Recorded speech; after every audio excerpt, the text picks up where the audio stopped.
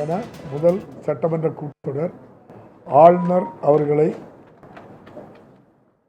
அவருடைய நேரிலே சந்தித்து அவர்களை அழைத்து அதன் பின்பு இங்கு சிவப்பு கம்பள வரவேற்புடன் அவர்களை சட்டமன்றத்துக்கு அழைத்து வந்து இன்று சட்டமன்ற கூட்டத்தொடர் ஆரம்பித்து வைக்கப்பட்டது. தொடர்ந்து நாளையும் சட்டமன்ற கூட்டத்தொடர் இருக்கின்றது. நாளை முன்னாள் சட்டமன்ற உறுப்பினர்கள் சிலர் இறப்பு குறித்து இரங்கல் குறிப்போம். இப்போது சட்டமன்ற உறுப்பினராக இருந்த பொன்னுசாமி அவருடைய இறப்பு குறித்து இரங்கல் குறிப்போம் நாளைக்கு வாசிக்கப்பட்டு பல முக்கிய பிரபலங்களுடைய இரங்கல் குறிப்போம் நாளைக்கு வாசிக்கப்பட்டு அத்துடன் நாளைக்கு பேரவை முடிவு பெற்றுவிடும். நாளை மறுநாள் 22, 23 ஆகிய 2 தினங்களில் சட்டமன்ற கூட்டத்தொடர் முழுமையாக நடைபெறும். காலை கேள்வி பதிலுடன் தொடர்ந்து விவாதமும் ஆளுநர் உரையின் மீது விவாதமும் நடைபெறும். 24ஆம் தேதி காலை கேள்வி பதில் முடிந்தவுடன் மாண்புமிகு முதல்வர் அவர்களுடைய பதில் உரையுடன் நிறைவு பெறும். நன்றி.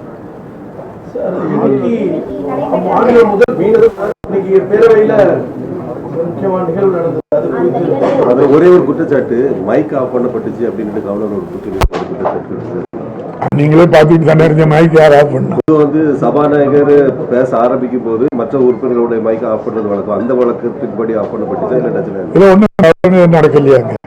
நம்ம எவ்வளவு ப்ளீஸா கம்பளா நீங்க வந்து அந்த ஆளுநர் ஒரே வாசிங்கன்னு சொன்னோம். அதுல ஒன்றும் குற்றமான வார்த்தை ஒன்றும் இல்லையா? அதுல குற்றம் இருக்கும். குறுக்கிட்டதுக்கு எதனால குறுக்கீடு ஏற்பட்டு சொல்லுங்க. என்ன பேசுறாங்க? சபையில 234 சட்டமன்ற உறுப்பினர் மக்களால் தேர்ந்தெடுக்கப்பட்டவங்க மட்டும்தான் பேசுறதுக்கு அனுமதி. ஆளுநர் அவர்களுக்கு இந்திய அரசியலமைப்பு சட்டம் கொடுத்திருக்கின்ற அதிகாரமும் கடமையும் முதல் நாள் அழைத்தால் சட்டமன்றத்திற்கு வந்து நம்முடைய மாநில அரசு தயாரித்து கொடுத்த அந்த உரையை அவரிடம் ஏற்கனவே அனுப்பி ஒப்புதல் பெற்ற உரையை வாசிப்பது அவருடைய கடமை. அது நடந்தாண்டி நீங்க தான் சொல்லணும். அந்த நீங்க பேசும்போது சொன்னீங்க, நான் பேச முன்னாடி நடந்த எதுவுமே சபை குறிப்பில் இல்லை, பத்திரிகைகள் வெளியிடுறாங்க. நீங்க குறுக்கிட்டு பேசுறத சேர்க்கணுமா வேண்டாம்? நாங்க பேசுறது தான் இருக்கும் அவையில. நாங்க வந்து சபை நாகரிகமாட்டு சபை மரபுப்படி சட்ட திட்டத்துக்கு உட்பட்டு தானே நாங்க பேசுறோம். நாங்க பேசுறது இருக்கும்.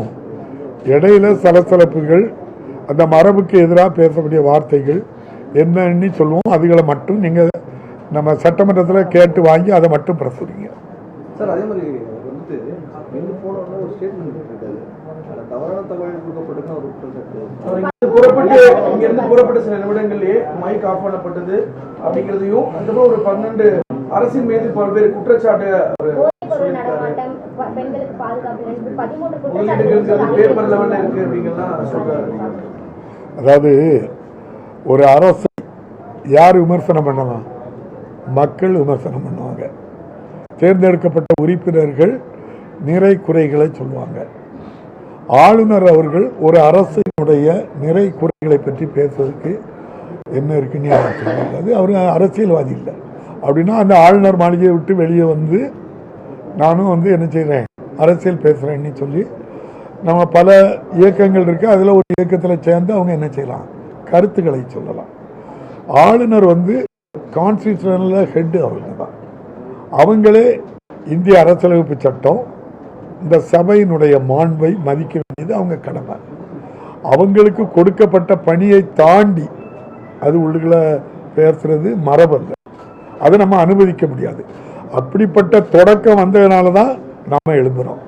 இப்போ நான் சபாநாயகர் எழும்பி எனக்கு மைக் இருக்கும்போது மற்றவங்க கேட்க மற்ற மைக்குகள் நிறுத்தப்படும். அதே போல தான் அவங்களுடைய மைக் அப்போ ஒர்க் பண்ணியிருக்காம இருந்திருக்கும். அது வந்து மரபு தராது. ஸ்பீக்கர் சொல்றது கேட்கும். அதே போல அவங்க பேசும்போது நான் உட்காந்துக்கிட்டேன், அவங்க மைக் மட்டும்தான் பேசுது. அப்போ அந்த மரபு படி போகுதா, பேரவை விதிப்படி போகுதா, கான்ஸ்டியூஷன் படி பேசுறாங்களா? அவங்களுக்கு கொடுக்கப்பட்ட கடமை கவர்னர் உரையை அவங்க வாசித்து இந்த சட்டமன்றத்துக்கு அளிக்கணும், அவ்வளவுதான். அப்போ வாசித்து அளிக்க தவறும் போது நீங்க பார்த்துக்கிட்டு தான் இருந்தீங்க. அப்பவும் ப்ளீஸ் ஹம்பிள் ரிக்வெஸ்ட், நீங்கள் தயவு செய்து உங்கள் கடமையை செய்யுங்க தான் நம்ம சொன்னோம். ஏதாவது அநாகரிகமான வார்த்தையோ அன்பார்லிமெண்ட் வேர்டையோ அசம்பிளியில் நானோ அங்கே இருக்கக்கூட மன்ற உறுப்பினர்கள் யாருமே சொல்லுங்க. இல்லை, நாங்கள் அந்த ஒன்று தானே சொல்லுவோம், அந்த உரையை வாசிக்கும் அவ்வளோதான். வேற கருத்துக்கு பதில் சொல்ல முடியாது. அவங்க கருத்து 234 பேர் தான் கருத்து சொல்ல முடியும், வேற யாரும் உங்களுக்கு கருத்து சொல்ல முடியாது. முதலமைச்சர் ஒரு முக்கியமான விஷயத்த சொல்றாங்க. அதாவது ஆண்டு தொடக்கத்துல கவர்னர் உரையிட்டு ஒரு அம்சம், ஒரு மரபு சட்டசபையில் இடம் வருது, அது இப்போ வேண்டான்னு நினைக்கிற அளவுக்கு கொண்டு வருது. அது சம்பந்தமா தீர்மானம் எதுவும் இந்த கூட்டத்தொடர் அரசு முடிவு எடுக்கும், அரசு தான் முடிவு எடுக்கும். அதெல்லாம் நிறைய வரும்.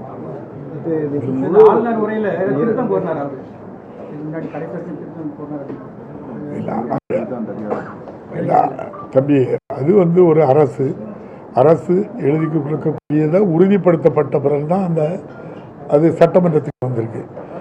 எல்லாரும் இருக்கல, நான் ஒன்னும் கேட்க, நீங்க கேளுக்கலாம். பார்லிமெண்ட்ல பாராளுமன்றத்தில் ஜனாதிபதி உரைய இப்படி பண்ணுவாங்களா சொல்லுங்க, நீங்க தான் சொல்லணும். துணை ஜனாதிபதி தன்கர் ஐயாவுக்கு என்ன நிலை ஏற்பட்டு அவர் என்ன குற்றம் பண்ணார்? ஒண்ணுமே பண்ணலையே. அவன் உங்களுக்கு ஒரு நியாயம், எங்களுக்கு ஒரு நியாயம், அதை கேட்க முடியுமா? அதெல்லாம் நிறைய விஷயங்கள் இருக்கும். அதை என்ன செய்ய முடியாது, அசம்பிளிக்குள்ள பேச முடியாது. எங்களுக்கே 100 கருத்து இருக்கு, நாங்க என்ன சொல்ல முடியாது? இப்போ இந்த அரசுக்கு எவ்வளவு நெருக்கடி கொடுக்குறாங்க. நீங்க அன்னைக்கு சட்டமன்றத்தில் நீங்க வாசிக்கும் போதே நீங்க பார்த்துருப்பீங்க. சமக்கர சிக்ஷா அபியான் கல்விக்கு 2 லட்சம் டீச்சர்ஸ் விவகாரம் 3548 கோடி ரூபாய் தரல. ஜல்ஜீவன் திட்டம் 2 வருஷமாட்டு 3112 கோடி ரூபாய் தரல. அதே போல 2வது மெட்ரோ திட்டத்துக்கு 9500 கோடி ரூபாய் தரல. அதே போல அந்த பெரும் துயர சம்பவங்கள் நடந்ததுக்கு, இயற்கை பேரிடருக்கு 37,000 கோடி ரூபாய் தரல. 55,059 கோடி ரூபாய் தர வேண்டிய பாக்கி இருக்கு. இதுவரை ஊரக வேலைவாய்ப்பு திட்டம் கிட்டத்தட்ட 10,000 கோடி ரூபாய் அவங்க தருவாங்க. அது 90-10ங்கிற முறையில் பண்ணுவாங்க. இப்போ இந்த தடவை என்ன சொல்லிட்டாங்க, 6,000 கோடி ரூபாய் தர மறுத்துட்டாங்க. இப்போ அப்படின்னா என்ன அர்த்தம்? இதுவரை வேலையை தேர்ந்தெடுக்கிறது அந்தந்த பஞ்சாயத்து வேலை செய்கிற மக்கள். இப்போ ஒரு பஞ்சாயத்துலேருந்து இன்னொரு பஞ்சாயத்துல இருக்கு போன்னு சொன்னா யார் போவாங்க? இவ்வளவு இந்த அரசுக்கு இவ்வளவு நெருக்கடி கொடுத்த பிறகும் நாங்கள் இந்த நலத்திட்டங்கள், ஏழைக்கு 1,31,00,000 பேருக்கு மாதம் 1000 ரூபாய் கொடுக்குறோம். காலேஜ் 20 லட்சம் பேருக்கு கொடுக்குறோம். 12 லட்சம் பேருக்கு மாதம் 1000 ரூபாய் உயர்கல்விக்கு கொடுக்குறோம். மக்களை தேடி மருத்துவம் கொடுக்குறோம். இவ்வளவு வெல்ஃபேர் ஸ்கீமையும் என்ன செய்யிட்டு இருக்கோம். இவ்வளவு நெருக்கடிக்கு இடையிலையும் பண்ணி 2003 தமிழ்நாட்டில், 2004 இந்தியா முழுதும் வாஜ்பாய் அவர்கள் பிரதமராக இருக்கும்போது, தமிழ்நாட்டில் மாண்புமிகு அம்மையார் ஜெயலலிதா அவர்கள் இருக்கும்போது பழைய ஓய்வூதியம் நிறுத்தப்பட்டது.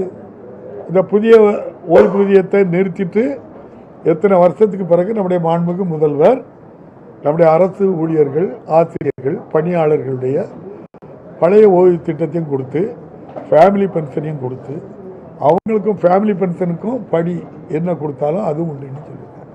நீங்கள் எல்லாம் சொல்லணும்ல தம்பி, இவ்வளவு நெருக்கடி இதில் ஒரு அரசு செயல்படுது. எவ்வளவு ஜனநாயகத்தோடு நம்ம அவங்கள போய் நேரில் போய் சபாநாயகர் போய் கூப்பிட்டு, நானும் செக்ரட்டரியும் வாங்கன்னு சொல்லி வந்திருக்காங்க. ஏதாவது குறைவச்சமாக சொல்லுங்க, இதில் எந்த குறையும் வைக்கிறது. அவ்வளவு கண்ணியமா. இதனால தமிழக சட்டமன்ற மாண்பு மட்டும் இல்ல, தமிழ்நாட்டின் மாண்பும் காப்பாற்றப்பட்டிருக்கு. மாண்புமிகு ஆளுநர்கிட்ட இருக்கு.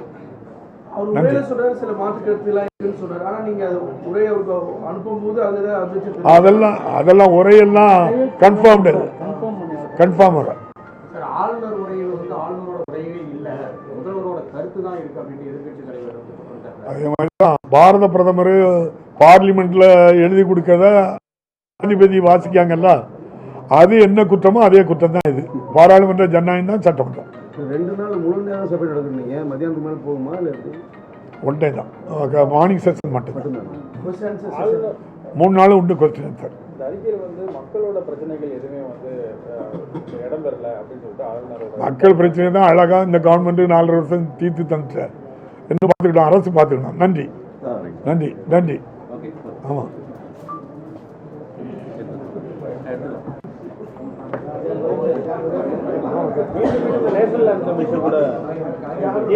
இங்க நம்ம மரபு, இதை மாற்றமே கிடையாது.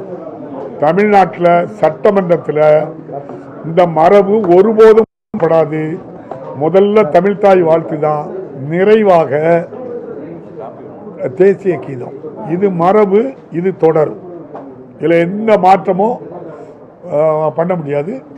யாருக்கும் பயந்து இந்த அரசும் நடக்காது, சட்டமன்றமும் நடக்காது. நன்றி, வணக்கம். போயிட்டு வாங்க, பார்த்துக்கலாம். புது வருஷம் எல்லாருக்கும் நல்ல ஆண்டா இருக்குது.